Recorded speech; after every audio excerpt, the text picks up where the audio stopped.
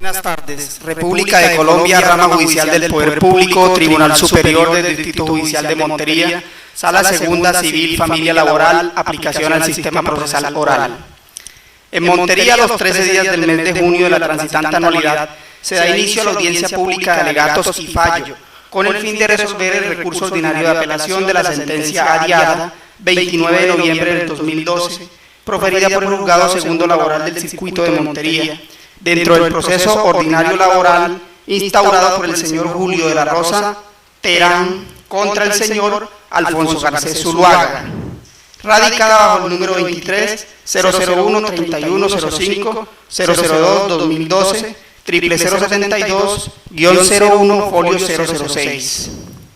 Se le recuerda a los asistentes e intervinientes el debido respeto y decoro que deben observar durante la audiencia, ponerse de pie a ingresar los honorables magistrados, obedecer las órdenes impartidas por los magistrados, permanecer en los lugares asignados, salvo que estos autoricen lo contrario, no musitar los aciertos y desaciertos de las partes a través de señas, aspavientos, manifestaciones verbales, utilizar posturas acordes con la solemnidad de la audiencia, no fumar, comer, dormir, leer ni botar basuras en sitios inadecuados, no protagonizar ni fomentar riñas o escándalos dentro de la sala, no hacer uso de equipos de comunicación y mantenerlos apagados.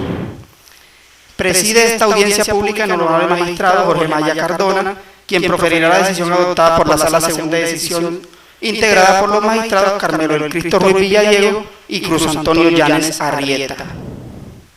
Advierte que el doctor Llanes se comunicó informando que se encuentra atascado en el tráfico, en el trancón que se ha formado en las afueras del Palacio, por lo tanto en cualquier momento se hará presente.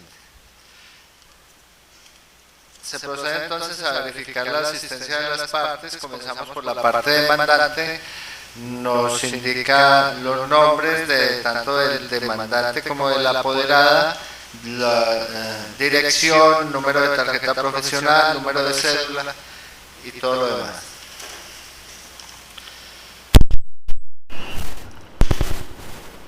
Buenas tardes, honorable magistrado. Mi nombre es Rosa Elena Petro Montalvo, identificada con cédula 50-928-702 de Montería, tarjeta profesional 154864 del Consejo Superior de la Judicatura. Mi dirección es la calle 38, número 195 de Montería. Gracias. La parte demandada. Buenas tardes, honorable magistrado. Mi nombre es Yelena Escobar Hernández, identificada con cédula de ciudadanía 5899969 de Montería, inscrita con tarjeta profesional 105965 del Consejo Superior de la Judicatura. Actuando en representación del señor Alfonso Garcés Zuluaga. Mi dirección para efectos de notificaciones judiciales, calle 30, número 310, edificio Julio Sayet, oficina 401.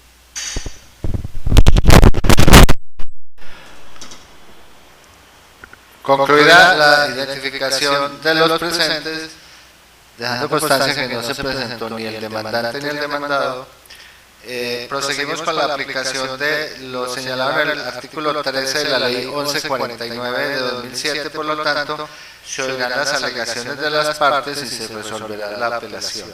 Tiene inicialmente la palabra la parte que apeló, es decir, la parte demandante. Gracias, honorable magistrado. En el proceso de la referencia se solicitó la apelación toda vez que el juez de primera instancia declaró la existencia de la relación laboral del contrato de trabajo, negó las demás pretensiones por los extremos temporales.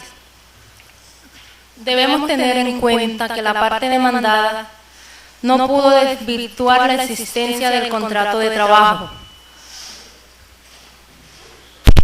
En este momento se hace presente el doctor Llanes, como habíamos anunciado. Puede continuar, doctor. Gracias. No pudo desvirtuar la existencia del contrato de trabajo, como tampoco los extremos temporales. la juez de primera instancia tomó el testimonio para declarar la relación laboral, pero no lo tomó para los extremos temporales. Por lo tanto, solicito, honorables magistrados, acceder a las pretensiones de la demanda.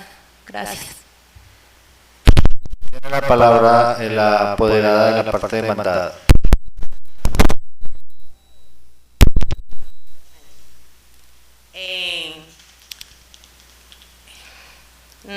Manifestamos que nos acogemos y ratificamos en todos los hechos y pretensiones y excepciones en la contestación de la demanda, pudiendo decir que al no haberse demostrado por parte del demandado lo que atañe a la iniciación del contrato laboral y a se tornaría imposible la cuantificación de las cesantías, intereses de las cesantías, primas de servicios y demás. Por tanto, señores honorables magistrados, que solicito se confirme la sentencia de primera instancia. Escuchados los alegatos de ambas partes, se procede a hacer un receso de 5 minutos y una vez concluido se proferirá la sentencia.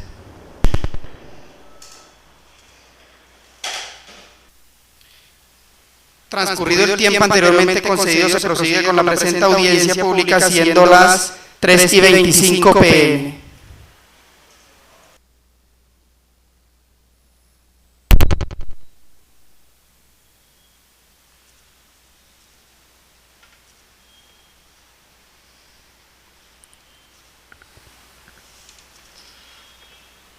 Proseguimos entonces con la sentencia. Antecedentes relevantes.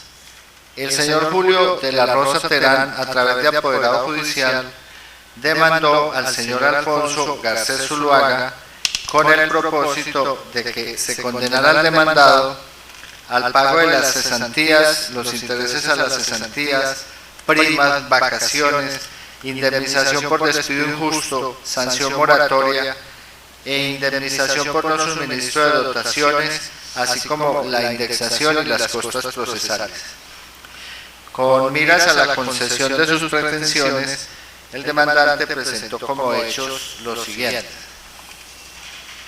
que inició labores bajo la dependencia y subordinación del demandado de manera personal mediante contrato verbal de trabajo devengando un salario mínimo legal mensual, que cumplió labores de cargar y descargar camiones con bultos de maíz en las bodegas denominadas Hermanos Garcés, ubicadas en el barrio El Dorado de esta ciudad.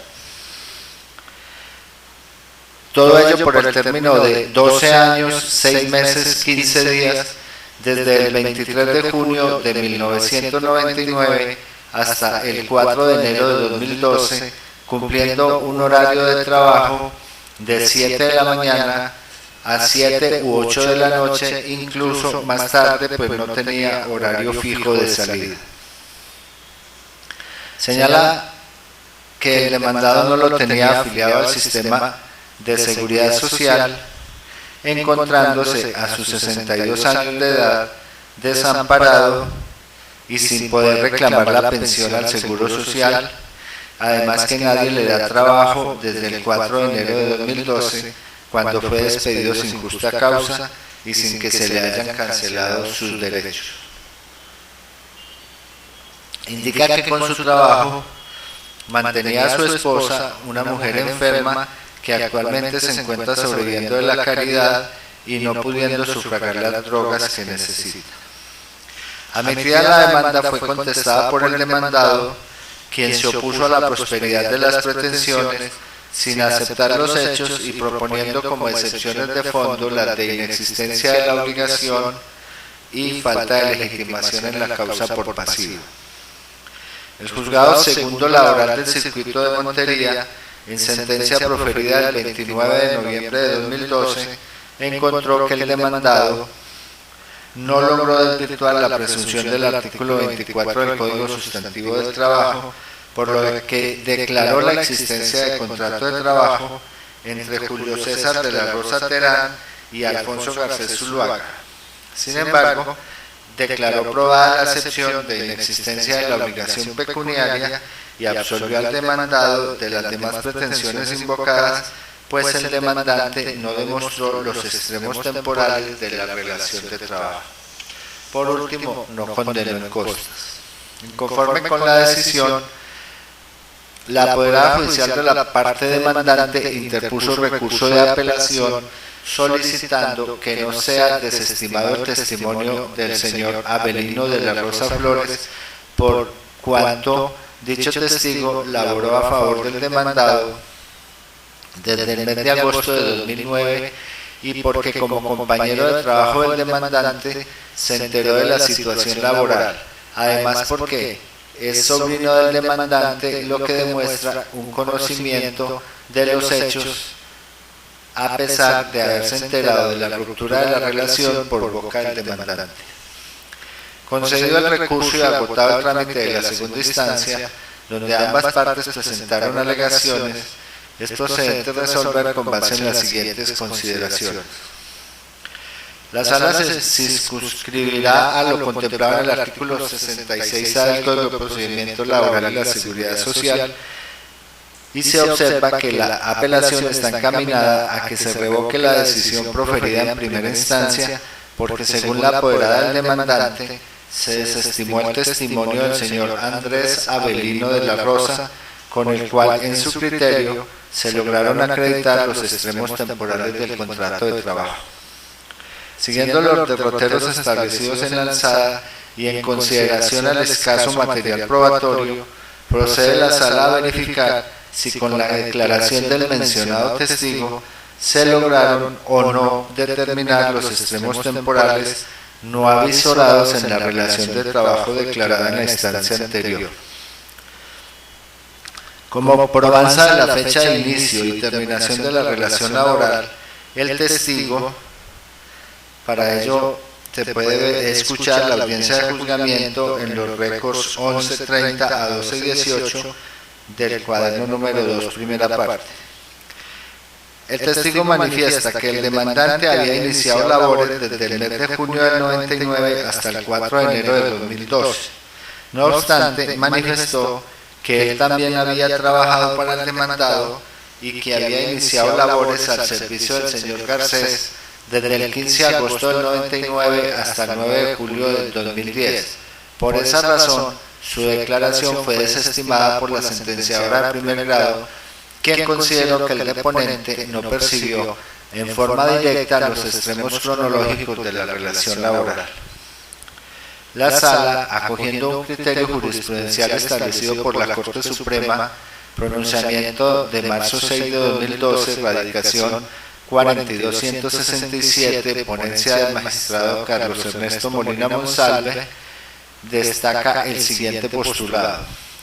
Conviene recalcar que los jueces deben procurar desentrañar de los medios probatorios los extremos temporales de la relación laboral cuando se tenga seguridad sobre la prestación de un servicio en un determinado periodo, para así poder calcular los derechos laborales o sociales que le correspondan al trabajador demandante. Se observa que el testimonio rendido por el señor Andrés Avelino de la Rosa, reforzado con la declaración de la señora Nildoralina Méndez Carrascal, son suficientes para acreditar la existencia de una relación laboral y también para aceptar por probados los extremos temporales de la relación, esto es, desde el 15 de agosto de 1999 hasta el 9 de julio del 2010, ya que en ese lapso de tiempo el testigo de la Rosa tiene una percepción directa de los hechos, puesto que funge como testigo presencial durante gran parte del periodo en el que él mismo laboró al servicio del demandado, percepción que fue reforzada en parte por el testimonio de la señora Méndez. Con respecto al resto del periodo, el testigo funge como testigo de oídas, por lo que no se le puede dar credibilidad a lo que refiere a haber escuchado al demandante, y así su dicho frente a determinado extremo cronológico se torna insuficiente para acreditarlo. Así entonces, y teniendo en cuenta que desde el 15 de agosto de 1999 hasta el 9 de julio de 2010, el testigo Andrés Avelino de la Rosa tuvo una percepción directa de las actividades laborales desempeñadas por su compañero de trabajo y demandante, lo cual, aunado al testimonio citado de la señora Méndez, lleva a la sala a concluir que no se requiere de otra prueba para apoyar lo establecido. Por tanto, se puede afirmar que se encuentran acreditados unos extremos temporales de la relación de trabajo ya declarada en la primera instancia, y en consecuencia se tendrá como fecha inicial de la misma el 15 de agosto de 1999 y como fecha de retiro el 9 de julio de 2010. Ello en aras a proteger los derechos laborales del trabajador, siguiendo igualmente los derroteros trazados por la Corte Suprema en la citada sentencia de marzo 6 de 2002. Es por lo anterior que esta colegiatura, merced a la prerrogativa que también le otorga el artículo 61 del Código de Procedimiento Laboral de la Seguridad Social, se inclina, en modo contrario a como lo hizo el juzgado de primera instancia, a declarar que en el caso de autos la parte actora sí probó parte de los extremos del contrato laboral pregonado, condición necesaria para poder sustentar las premisas señaladas en el libelo introductor y fulminar una condena económica, la cual se procederá a liquidar. Sin que salgan avante las excepciones, puesto que la obligación sí existe y recae en el demandado, quien fungió como patrono sin lograr demostrar que el trabajo se hiciera para terceras personas, como señala en la excepción. Teniendo en cuenta que las prestaciones sociales conformadas por cesantías y sus intereses se pagan a más tardar el día 14 de febrero del año siguiente, o al finalizar el contrato de trabajo de conformidad con el ordinal tercero del artículo 99 de la Ley 50 del 90 y el artículo 249 del Código Sustantivo de Trabajo, es necesario calcular el monto de estas por el lapso de tiempo trabajado, sin analizar términos prescriptivos, ya que no fue alegado por el demandado. Para calcular el monto, debemos tomar el salario mínimo de cada anualidad y realizar las operaciones como se indica a continuación. Cesantías: salario por día laborado dividido 360.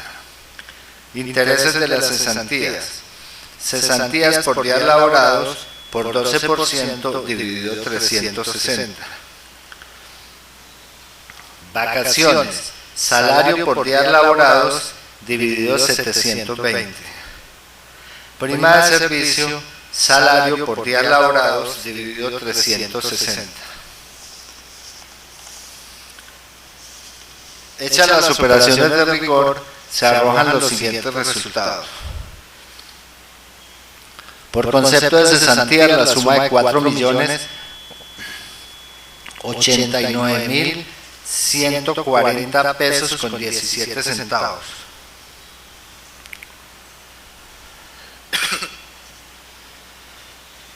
Por intereses a las cesantías, la suma de 490.696 pesos con 82 centavos.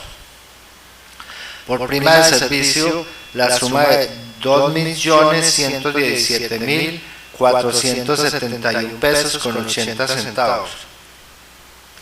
Por vacaciones, la suma de 2.117.471 pesos con 80 centavos. Para un total de 8.814.780,59, suma que deberá ser indexada.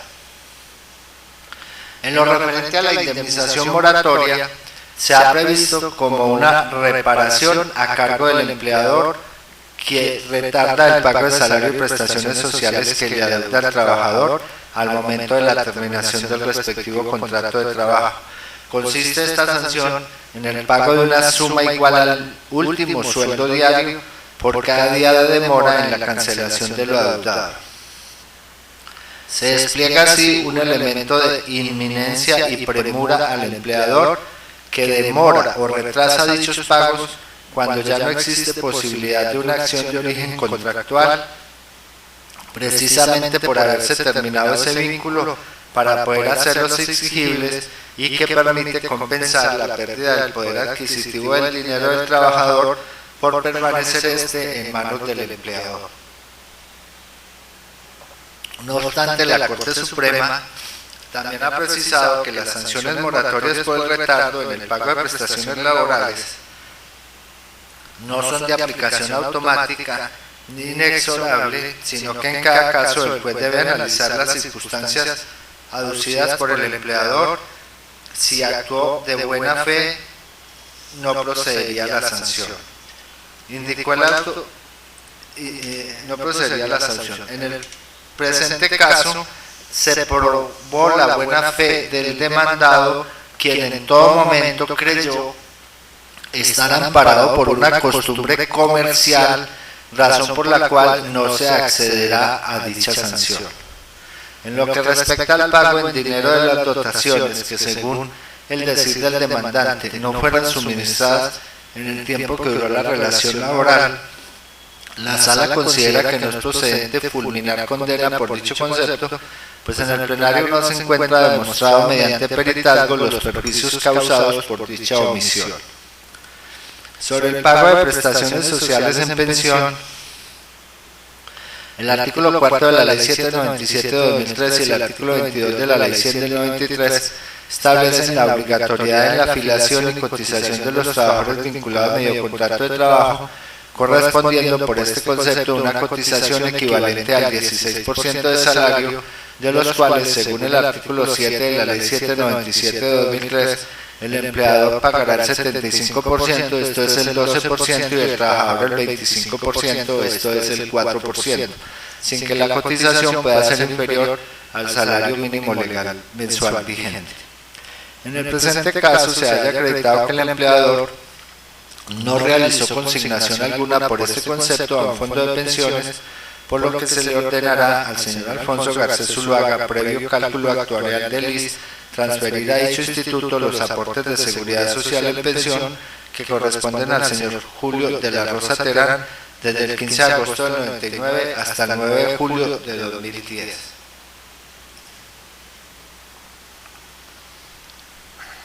Respecto de la pretensión sexta de la demanda, considera la Sala que se refiere a la denominada indemnización prevista en el artículo 133 de la Ley 100 de 1993, que exige como requisito para su procedencia la ocurrencia del despido sin justa causa, el cual, como no fue alegado o demostrado en el proceso, no da lugar a su concesión.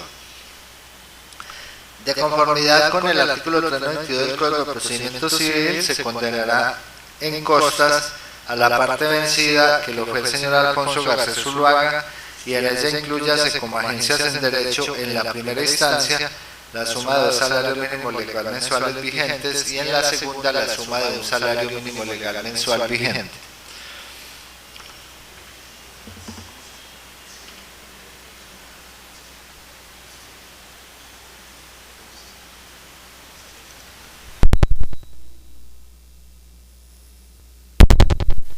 En mérito de lo expuesto, la Sala Segunda de Decisión Civil Familia Laboral del Tribunal Superior del Distrito Judicial de Montería, administrando justicia en nombre de la República y por autoridad de la ley, resuelve: primero, revocar los numerales primero, tercero y cuarto de la sentencia de fecha 29 de noviembre de 2012, proferida por el Juzgado Segundo Laboral del Circuito de Montería dentro del proceso ordinario laboral de Julio César de la Rosa Terán contra Alfonso Garcés Zuluaga.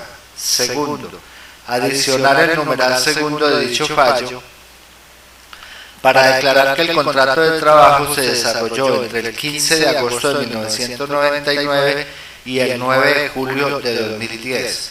Tercero, condenar al demandado al pago de las siguientes prestaciones en favor del demandante: por cesantía la suma de 4.089.400 4.089.140,17. Repito, 4.089.140,17.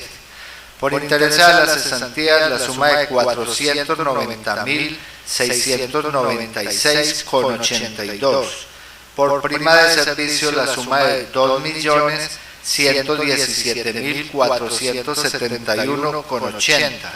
Por vacaciones, la suma de 2.117.471,80.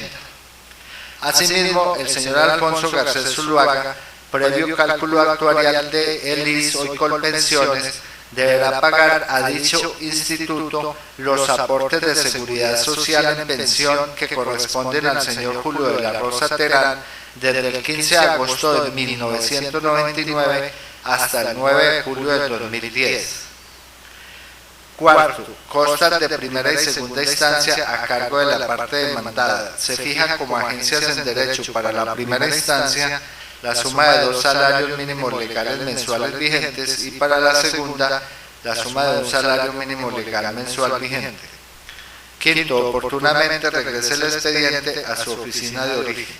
Las partes quedan notificadas en estrado y no siendo otro el objeto de la presente, se da por terminada la presente audiencia siendo las 3:40 de la tarde. Los magistrados Jorge Maya Cardona, Carmelo del Cristo Ruiz Villadiego y Cruz Antonio Llanes Arrieta.